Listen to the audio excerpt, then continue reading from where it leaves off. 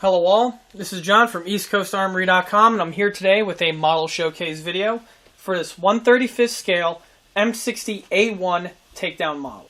This model here was built for commission and belongs to a private collector. As I mentioned in my other commission build videos, I often take on commission build projects from scales ranging from 1/35th scale all the way up to 1/6 scale. As for availability and timing information, that information could be best by contacting me via the email address linked below at info@eastcoastarmory.com. First, we'll do a quick walk around the model.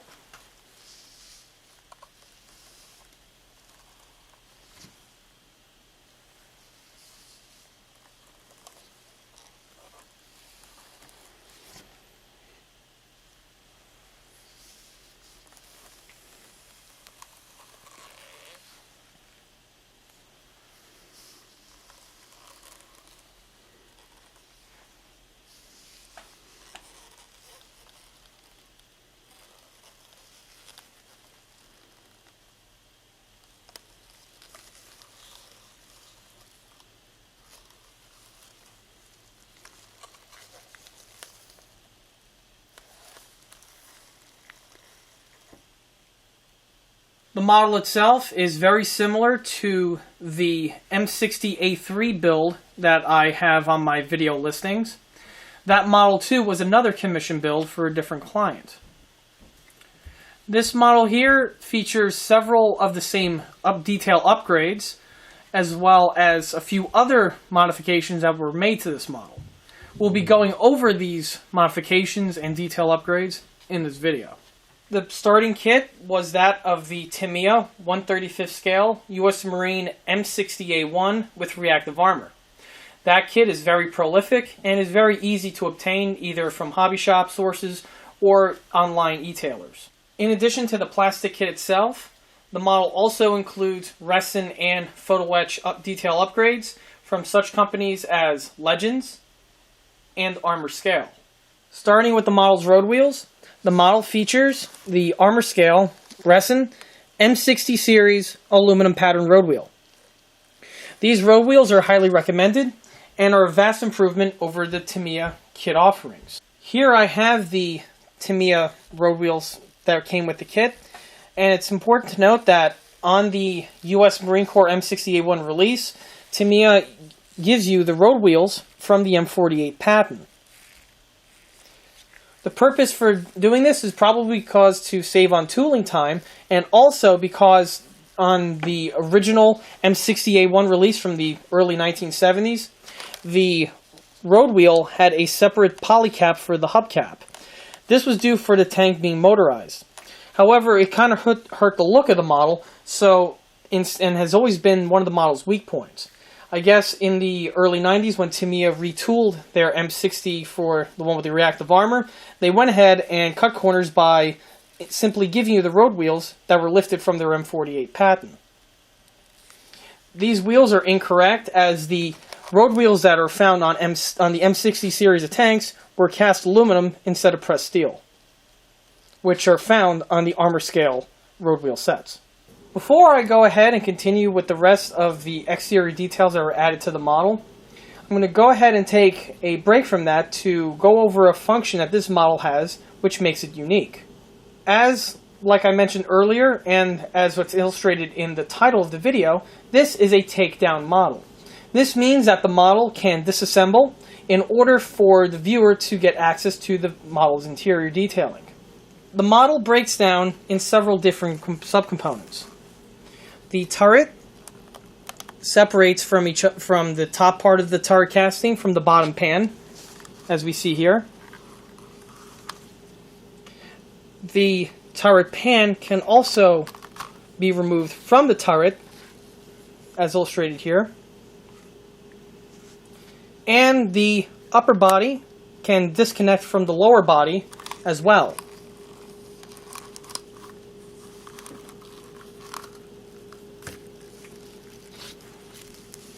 And there we go. The model has now been disassembled. As we can see, the model is now in its broken down state. Also, as if we notice, the model's turret and interior fighting compartment detail is not present on this build. This was requested by the client who ordered the tank, in that he wanted to have the model's exterior built and the interior detailing he wanted to fabricate by himself and install said pieces once they were ready. It was because of this takedown capability why I went ahead and requested for this build we go ahead and use the Tamiya version of the M60 as opposed to the Eshi. Because the Tamiya kit was originally designed to be motorized, the tank had the capability of being disassembled directly from the get-go.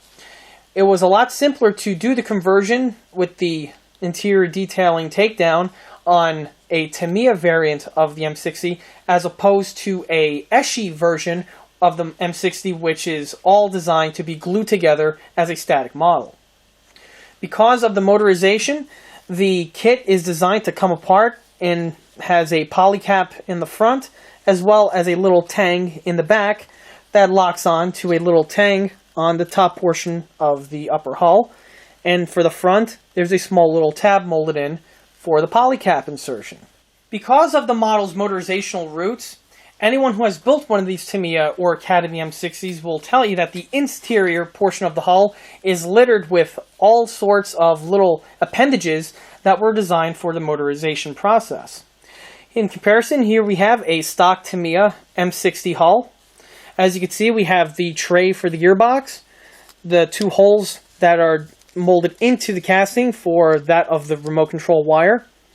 And we also have here in the front portion the battery tray mounts in order so you could fit in the 2C batteries in order to run the tank in motorized mode. All of these mounts had to be deleted and replaced with smooth cast texture.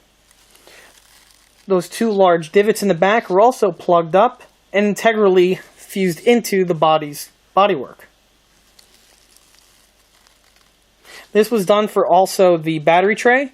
Also, the gearbox mount was deleted, and even the side portions that have little nubs that are molded in for that of the insertion of the return rollers were also deleted and flared into the hull. Even though the hull does not have its rest of its fighting compartment detailing, the engine compartment, however, is complete and has been mounted to the vehicle. This was also a request by the client. The engine that this model has installed is the Legends M60 Resin Engine Bay engine detail insert. The Legends set comes with a very detailed Resin engine, transmission, as well as engine compartment interior. The engine itself was basically built out of the box and was just painted. The engine casting is very crisp and does have some very nice detailing present in the casting. The Legends set also gives you the firewall as well as the gas tank detailing, which is found on either side cradling the engine. Unfortunately, that casting was missing from the set that I was working with, so all of this detail that you see here had to have been fabricated and scratch built. It's hard to see, however, behind the firewall here is a large grillwork, and that grillwork has also been scratch built into the engine firewall that we have here. It's hard to get it in frame, but the piece also features its frame as well as its grille detailing. One modification that needed to have been made to the engine was that the stock Legend engine is slightly too long. This engine is designed like the way it's shown here on the box cover, in that the engine is supposed to be removed from the vehicle with the turret on and with the engine compartment wide open. When the engine is fitted into the vehicle, there's a small little piece of detailing that protrudes from the engine, which in turn will push the firewall slightly forward. The problem is that on this build, when I had to enlarge the turret opening, the firewall projected into the fighting compartment by a half an inch. To make everything fit snugly, I went ahead and removed that piece of the engine, which thus made the firewall move backward, and thus giving the turret ring its proper clearance. Also, what was modified was on the interior portion of the engine grills, I added the detail which was missing from the Tamiya kit. These grills themselves were modified from the Legend set that came with the engine. Moving our way to the front of the funny compartment, we have here the standard Tamiya basic M60 driver's compartment detailing. This detailing comes with the M60 kit, which was also another nice edge that this kit had for this application, in that it's a little bit less scratch building that needs to be done. The builder, this portion here gives the builder a nice base to work with for adding his own super detailed parts. Also, because of the addition of the engine, the model's mounts for the mounting on the sprockets and the front idlers had to have been modified. Because of the tank's motorizational roots, Tamiya supplies you with a single steel rod that connects the two sprockets together and another single steel rod that connects the two idlers together.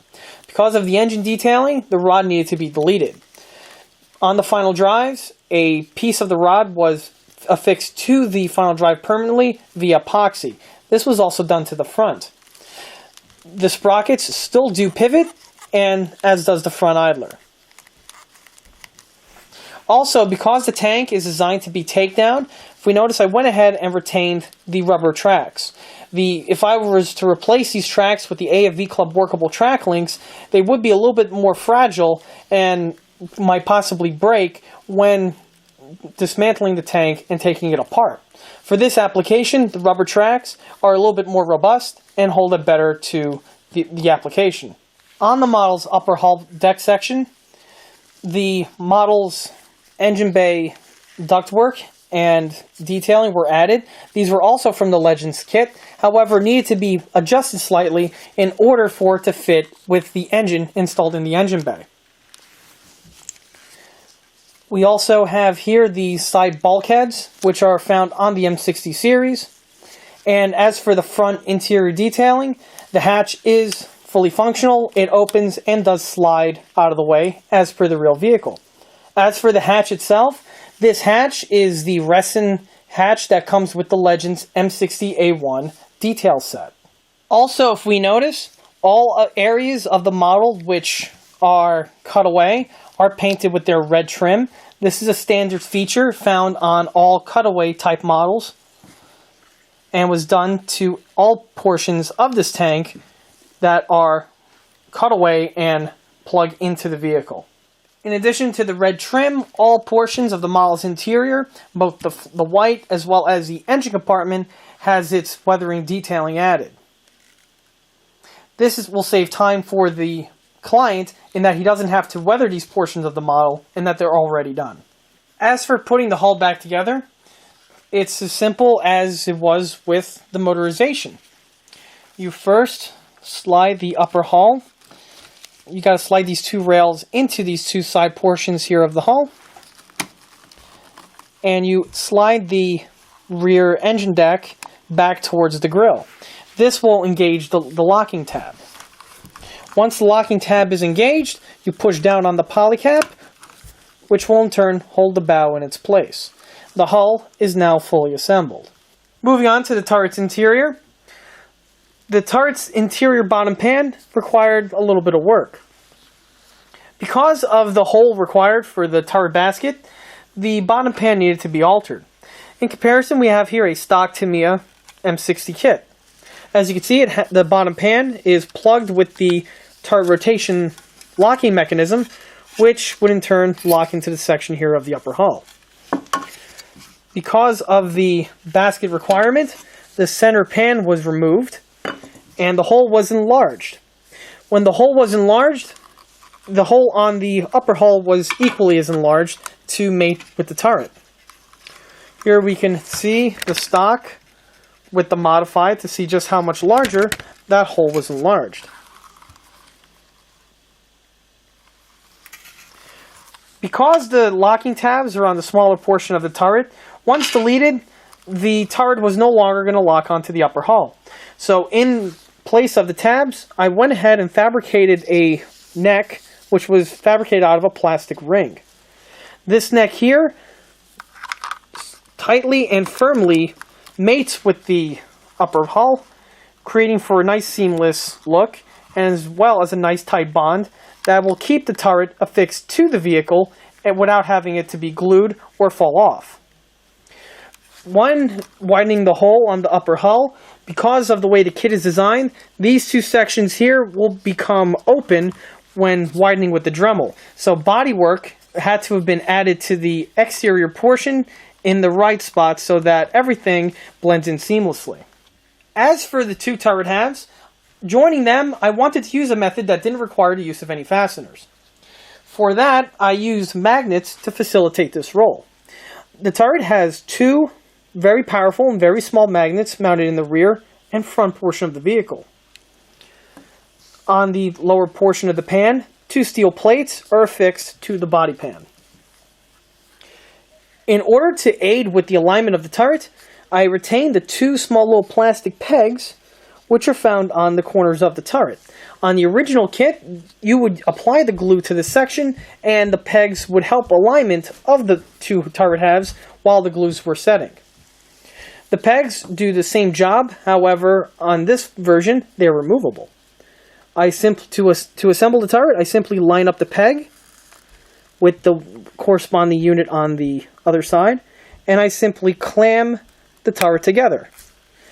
Once the turret is jointed, it is a solid one piece and will not come apart unless required to. To mate the turret to the body, you simply take the turret and you press it into its turret cavity. Once it's in, the turret is firmly attached to the tank. If we notice, the body is not falling off and the top part of the turret is not disconnecting from the body pan. One advantage that the neck system offers for the turret is that not only is it still removable, however, you can still rotate the turret 360 degrees to whichever way the viewer desires. Continuing with the exterior detailing, we'll start with the back. If we notice, one thing as of note, the M60 is missing its guards, which come off of the rear fender and bend towards the rear taillight. These sets were included with the kit as well as in photo etch with the Legend set. However, because of the tank's ability to disassemble, adding these pieces would have been in a very fragile location and would have been very prone to breakage. So rather than having the pieces installed, I simply omitted them from this vehicle. The vehicle features the rest of the Legend's aftermarket components. One part as of note is this little section here of the hull we notice has its inlets and its blisters. This little part here was actually found and was included with the Legend's engine set. That little piece was removed from the sprue and was fused with the body of the Tamiya M60. Performing the piece made it nice and seamless and gives you the missing blisters which are found on the M60 series. Also added were the Legend's taillights with the correct red and silver light, as well as the Legend's tow eyes with functional tow hooks. Also added on the back are the two little grab handles for the swing out engine grates, as well as the Chrysler Super G, which is found in the Legend's photo etch set.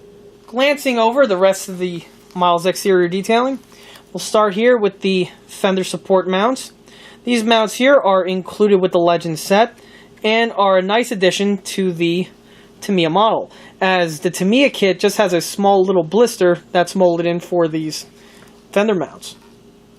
The mounts themselves are made out of photo etch and they have a resin fender mount which is then glued to the vehicle. The travel lock is also the Legend's version.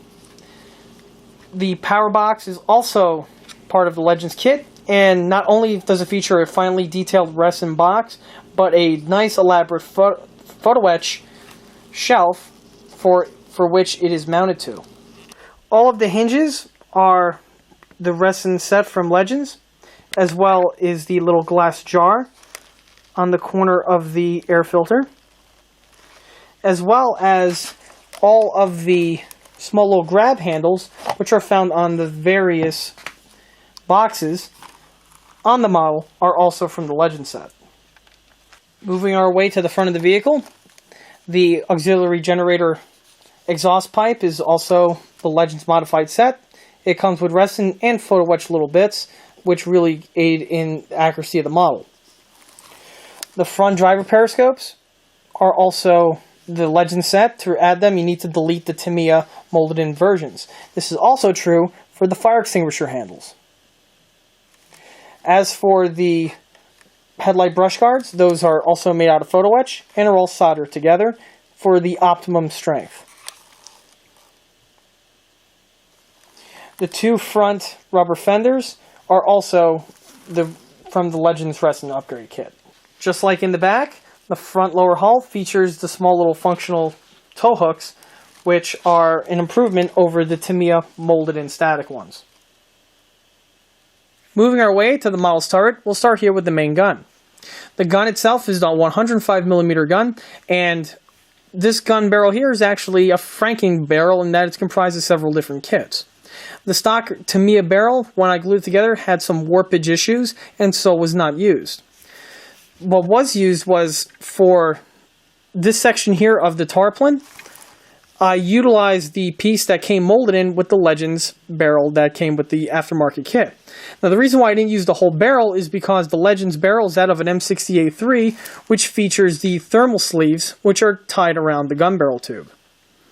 The tarpaulin, however, is very nicely sculpted into the Legend set and features the appropriate sag, which is found on these tarpaulins.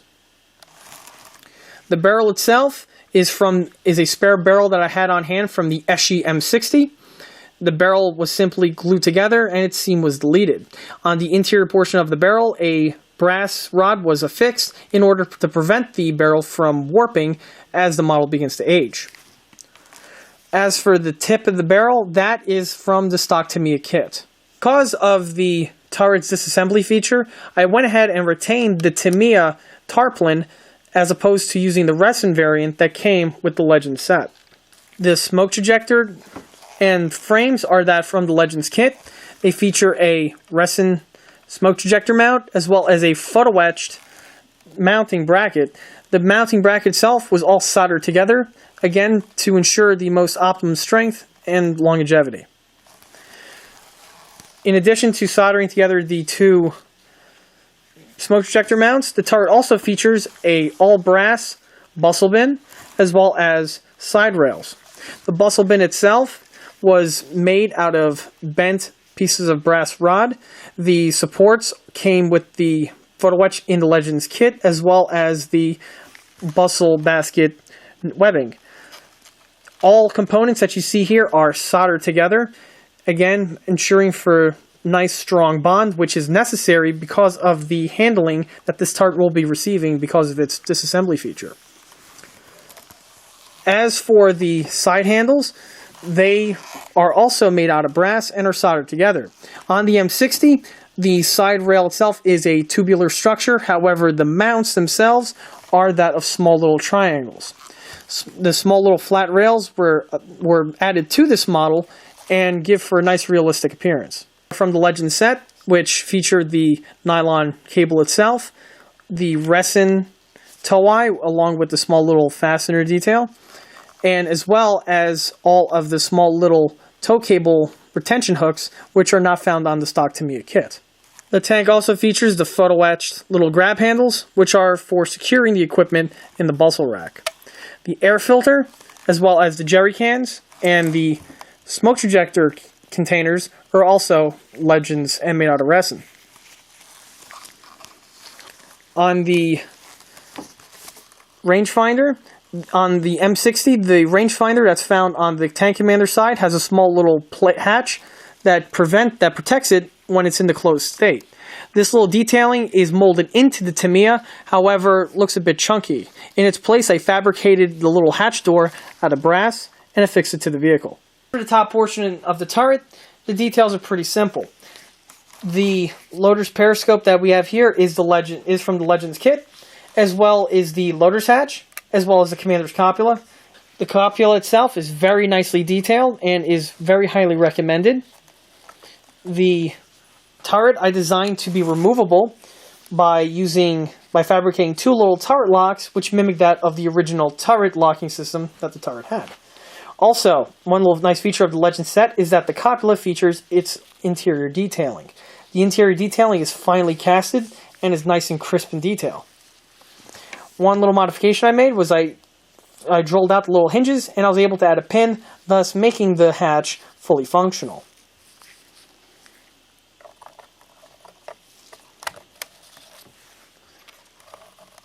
Once the copula is affixed to the tank, it's on nice and secure. You don't have to worry about it falling off.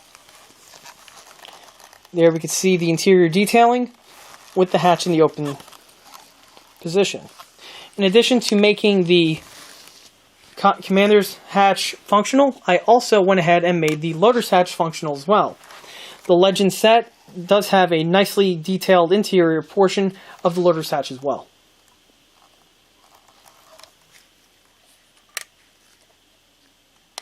One modification that I made to the turret was I fabricated the little cover cap here for the searchlight electrical plug. Keep in mind, on these M60s and the M60A1s, the tank was originally designed to have a searchlight mounted directly over the gun barrel. That is the purpose of these small little balls here. The searchlight would simply plug into these balls like that of a tow hitch. Then, via a power cord, the power cord will snake up on top of the turret and enter into this jack here, which would then enter into the vehicle. Some tanks had the plate covered up with a small little bolt-on plate. Others had the casting remain from the foundry, in that once the searchlight was eliminated, there was no need to machine out this little plug here. That's the type of variation that I have featured on this model. As for the model's paint pattern, I went ahead and went with the Merc paint pattern for the Winter Verdant scheme. As for the Merc pattern, I talk about that more in detail in another one of my M60 videos. The model itself represents an M60A1 from the late 70s to the early 1980s. In addition to building the model, I was also requested to paint some ammunition. The ammunition that was supplied with the model was that from the older Veroliden kit. The Veroliden ammunition set featured several empty shell casings, as well as some live tank rounds. The rounds themselves were all casted out of resin and are very nicely crisp castings. They were simply painted and weathered. In addition to the ammunition, 2 storage tubes and ammo crate also came with the set, and I painted those as well. On top here we have 2 small aluminum-ish type tubes. These tubes here are from the Legends engine set and would be attached from the firewall to the air intakes that you see on the top portion here of the tank. The reason why they were not pre-installed is because of the tank's disassembly feature. I felt that these 2 pieces are in a very fragile spot and could easily be broken. I went ahead and paint and weathered them anyway, in case the client, once he's working on the interior, wants to fiddle around with them to see if he can install them himself. And that concludes this model showcase video for this 1/35th scale M60A1 Takedown model. If you like this video, stop by and like us on Facebook. Also, don't forget to check out eastcoastarmory.com for more 1/6 scale tank builds, as well as 1/6 scale detail components. Thank you.